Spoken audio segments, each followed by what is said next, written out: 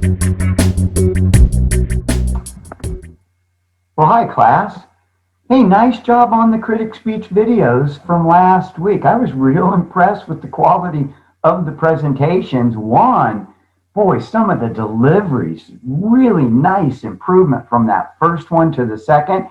And that's what I'm after, right? I just want to see improvement as you go from speech to speech. And kind of a thing you're doing when you're doing public speaking is every time you do a presentation, you want to try to focus on three things that you did really well, and you want to make sure that you continue to accentuate those in the next upcoming speech, but also find three things that you want to do better and try to improve those three things. And then we're always kind of improving three things as we go from speech to speech to speech.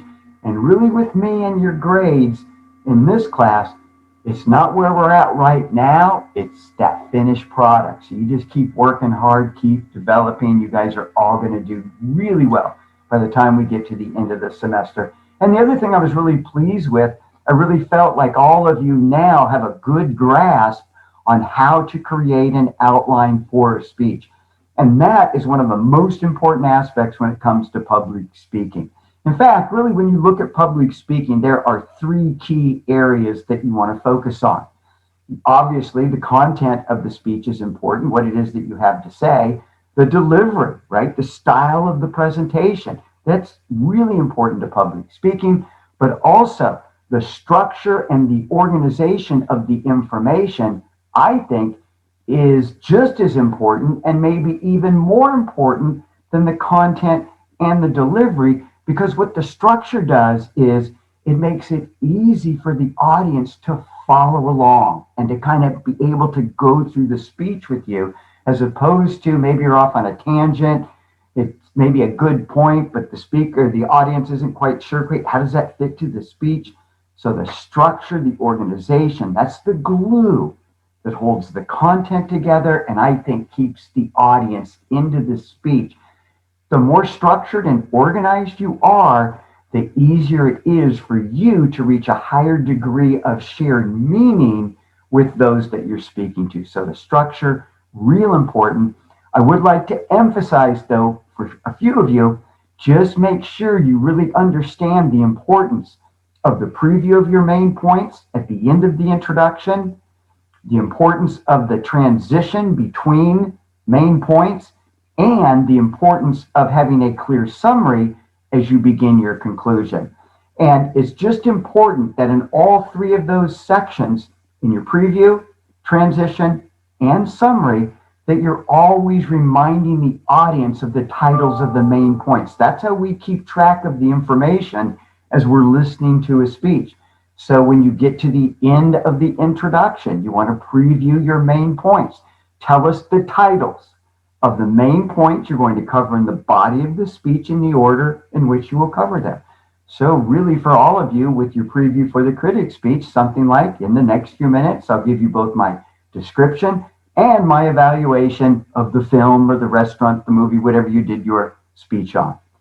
That transition in the body of the speech is crucial, because if you leave out the transition, the audience will never know when you go from one main point to the next. So just the body will seem like an entire main point.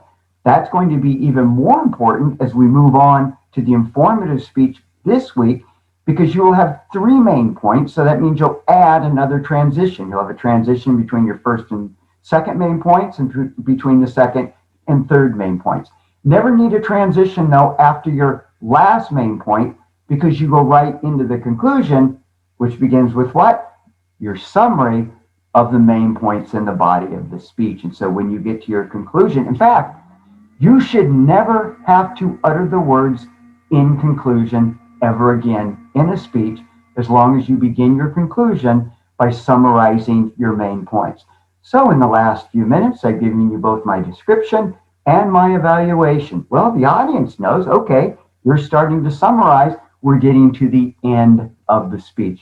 So just want to make sure that you understand the importance of that preview, transitions, and the summary in the conclusion at the end of the speech that really holds the structure together. And another thing that a lot of you can work on, You might have a really good line to end your speech, but you've got to deliver it in a way so that it creates a sense of finality. And what I mean by that is when you say that last line, the audience knows that you're done. And so you want to start slowing your rate down as you're working towards that last line. And then on the last two lines in the speech, slower and lower so you create a strong sense of finality. And see, when you kind of go down on that last syllable, that makes it easier for the audience to understand, oh, I guess the speech is over. And I never want to hear any of you ever again at the end of the speech add thank you. Typically, if you add thank you, that means that you didn't nail the sense of finality with the last line. So you kind of deliver that line. The audience is still looking at you if we were doing this in front of an audience. Kind of like, do I clap? Is the speech over? So if you nail that sense of finality, and so it's strong, you never have to say thank you at the end of the speech. And why would you? You're the one doing all the work, right? The audience thanks you with a rousing round of applause at the end of the speech. So really work on the vocal aspect of delivering that last line in any speech to create a strong sense of finality. So this week, we're going to focus our attention on the informative speech. But before we get to that, I just want to emphasize the importance when you're navigating through Canvas, make sure that you stay on the modules, all right? I sent an announcement out last week as well. Look, I know it's a little more confusing, but I didn't know I was going to teach this class until the week before. So that means I had to create, I hadn't done an 8-week class before, so I had to create that 8-week shell using stuff from my 18-week course public speaking class. So I have a lot of duplicates, right? I have a lot of copies on your Canvas shell. So you don't get into trouble and start doing stuff that you don't have to do. Stay on the modules. For this class, you should only have to go to the syllabus and the modules. In fact, let me show you. Let's go ahead. Let me bring my screen up.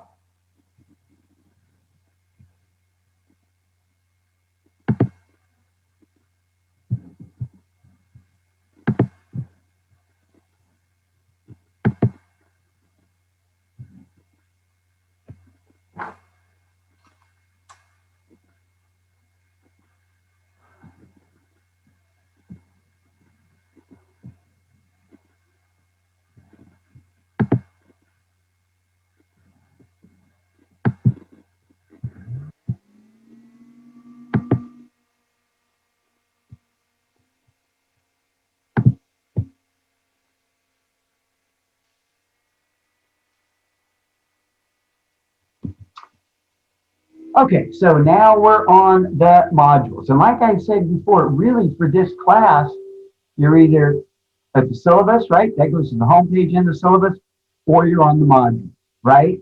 In fact, I don't even think on your pages you can get to like the assignments and the discussions. I have those blocked off.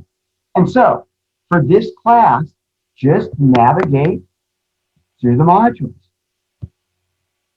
And so what that means is, okay, let's go to last week's for the critic speech.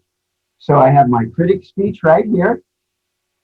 Then I've got submit the critic speech outline, submit and view critic speeches. Now, some of you found, I guess when you went to your grades, you found another assignment for the critic speech, but it's not this one, right? It's worded differently. So if you look at that and it says missing, but you don't see it on the modules, you're not responsible for that information. So really, just all you need to do is just to keep navigating through the modules. Once I'm, okay, now we go to the next week. I go here, here, here, here. Now we're up to where we are this week. So I'm on the week 4 and 5 module, informative lecture, informative outlines, and then we've got all of our assignments and quizzes here. If you see another assignment, another quiz, right, but it's not listed here in the modules, you are not responsible for that information. So just stay on the modules. And again, I'm sorry for the confusion. I know I have to go in there and clean those duplicates out. I just haven't found the time, and I don't know that I will. I have almost 200 students. I have 7 classes. And I mean, so just look at you guys, some of you responded when you responded to all the videos. Imagine doing that for 200, right? And I'm a slow typer. So I'm pretty much just grading, grading, grading.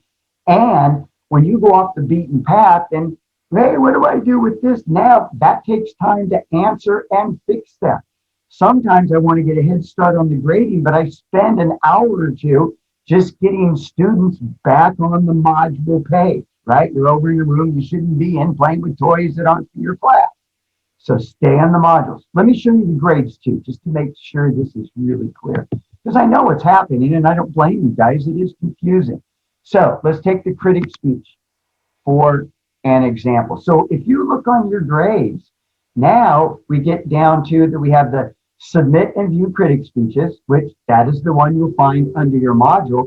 But also I have this older assignment right here that I transferred over. I copied and made it into a new page for the class, but that's still here. And I just haven't had a chance to go in and clean them up. And one of the reasons why I haven't quite figured it out, but if I take this off, somehow it takes this out too.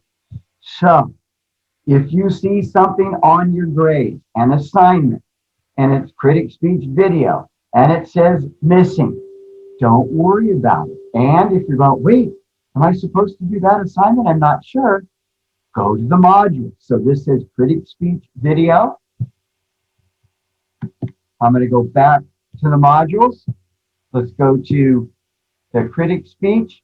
Do I see critic speech video here in the modules? No, it's not here. So I know I'm not responsible for it. If you just keep going to one page after the next,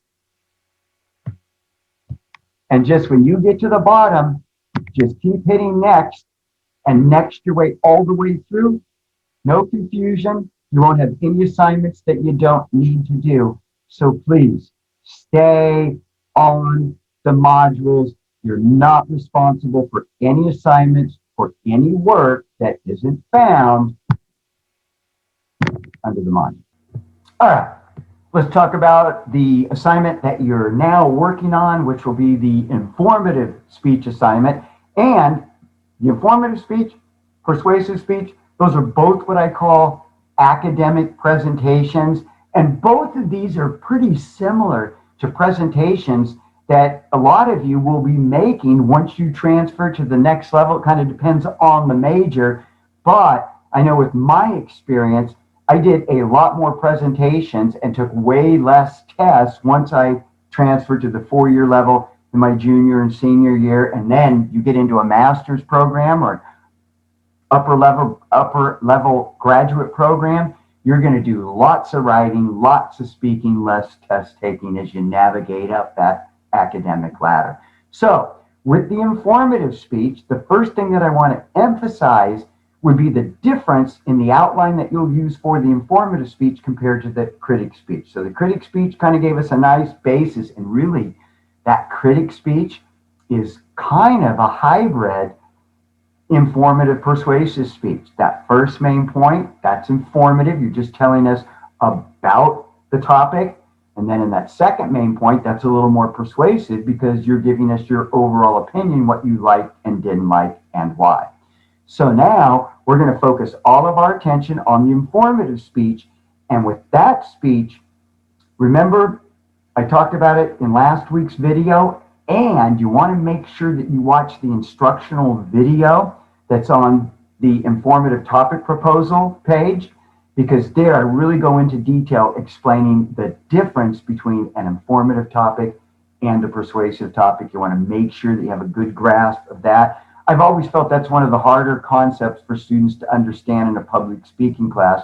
But basically, when you're looking at a topic and trying to determine whether it's informative or persuasive, you just kind of use the process of elimination.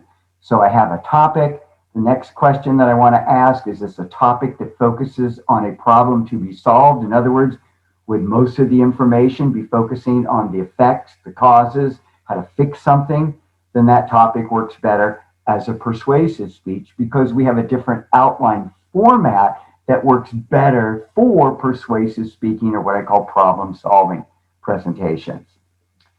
The other thing that I want to focus on is I want to make sure that the topic, while it may not focus on a problem, may focus on an issue of controversy, right? Maybe I want to talk about the legalization of marijuana from a federal standpoint. I want federal legislation to legalize marijuana throughout the United States, right? And even though I'd be giving you information in that speech, my point would be to give you information to defend one side of that issue of controversy. I could either be for the legalization or I could give a speech against the federal legalization. So when you look at a topic, you walk it down that process of elimination. So good informative topics do not focus on a problem to be solved, do not focus on an issue of controversy. Rather, when thinking of a good informative topic, focus on a noun. You want an easy way to do the informative speech, do your speech on a person. You can also do it on a place. You could also do your speech on a thing, as long as that thing does not focus on a problem to be solved, and as long as that thing does not focus on an issue of controversy. And then in terms of the overall outline, what we're doing with the outline, it's just going to be bigger, and we're going to add a couple new sections. First and foremost, in the body of the informative speech, you'll be asked to have 3 main points. So you'll have 3 main points instead of 2 in the speech. And because you get to come up with the topic, you also get to come up with whatever main points, however you want to take that speech topic and divide it into subcategories. That is completely up to you. So you're going to add another main point to the body of the speech. And then we're also in this speech, probably the most important aspect of the informative speech, we're going to learn how to incorporate evidence, how to incorporate source citations into the flow of the speech. Public speaking is different from writing a paper. In a paper, we do footnotes and we do a works cited at the end. But with public speaking, we don't do that. We don't have little verbal footnotes. Oh, and by the way, I found this information here. And at the end of the speech, we don't have a nice big impact at the end and go, oh, and here's where I got the information. So in a speech, and in a speech where we're using evidence, we cite the sources in the flow of the speech. So that becomes a part of the text of the speech. That's why I like to call source citations in a speech according to, because typically a source citation will come at the beginning of a sentence, not at the end. Always give the source citation in the speech before you give the information cited. Why? Well, let's go ahead and establish the credibility of the information before they hear the information. And when you're citing a source in a speech, it's way easier than doing a works cited page. All you need to do is to tell us 3 things: the title of the publication, the person who wrote the information in the publication or the author, and the date it was published. So, according to an article in Time Magazine by Joe Schmo on February 2nd, 2020, right? That's all we're doing with our source citations. And write this down so you don't forget it, because students always mess this up the first couple times. When you're citing sources, give the title of the publication, not the title of the article. So you might be using an article that you get from the San Francisco Chronicle, but when you cite the source, don't give us the name of the article. Reason why is typically the titles of the articles are longer than the titles of the publications. More for you to remember and more for the audience to remember. So let's make it real simple. Title of the publication. So when you see that article, don't tell us the title, just go according to an article in the San Francisco Chronicle, and then tell us the name of the person who wrote the article and the date. And those 3 things can be in any order. And so typically when you're citing the source, it comes at the start of the subpoint according to title of the publication, author, and date. Then you give us the information that you want to use from the source. And another thing about putting evidence and research into your presentation, when you initially take that information and you write it into your outline, always paraphrase. Don't write stuff out word for word, because now, especially if you're going to give a speech and not use notes, it's going to be harder to learn the info. So you're going to do much better. You'll be much more personable and conversational with the audience if you always paraphrase and put stuff in your own words when you're citing source or information from another bit of research in some kind of presentation. All right, so we're going to learn how to cite those sources, and then we're also going to add a new component to the introduction. If you remember the introduction from the critic speech, you had 4 elements: attention getter, topic sentence, thesis sentence, then your preview of your main points, and all that needs to be short, right? Some of you, you're putting too much stuff, too much information about your topic in the critic speech, and you're putting that in the intro. No, in fact, you give me a topic for a critic speech, I could give you the topic sentence, the thesis, and the preview. Oh, I'd like to do a speech on McDonald's. Here's my topic sentence. Today, I'm going to be speaking on McDonald's, my opinion. This is a restaurant I really enjoy. I guess you wouldn't call it a restaurant, but anyway, I'm prompting this. And in the next few minutes, I'll give you both a description and an evaluation. So when we get to the introduction of the informative speech, we're going to add a 5th component. It's going to come right after the topic sentence and right before we get to the thesis. It's what we call the significance step. And a good rule to follow: whenever you're giving a speech and you're going to go over 4 or 5 minutes, it's always good to add what I call the significance section to the introduction. And all we're doing here is we want to give the audience a couple reasons why they should listen to us talk about the particular subject if we're going to go longer than 4 or 5 minutes. So with the introduction for the informative speech, attention getter, topic sentence, then before I go to that topic sentence, I want to establish the significance of the topic. Let's say I'm going to do my speech on a person. Let's say I'm doing my speech on Kendrick Lamar, all right? So I get to my topic sentence. So today I'll be focusing on the rapper Kendrick Lamar. Now, before I go to my thesis, I'm going to add 2 sentences to establish the significance of the subject of Kendrick Lamar to my audience. When I do that, I want to have 2 subpoints. 1, my reason why I think this topic is significant to you, the viewers. And 2, this is where my first source of evidence will come in the second sentence to establish the significance. So essentially in the significance, I'm going to give you my reason why the topic is significant and relevant to you, the viewers. And I'm going to back that up by also having evidence that suggests the individual I'm talking about, or whatever the subject is, there's a reason that you should listen to me yak for the next 4 or 5 minutes. There's something for you to gain from the audience. So let's say I'm doing that speech on Kendrick Lamar. So my topic sentence, today I'm going to focus on the hip hop artist Kendrick Lamar. Now as I go into my significance. Kendrick Lamar is one of the most socially significant hip hop rap artists today.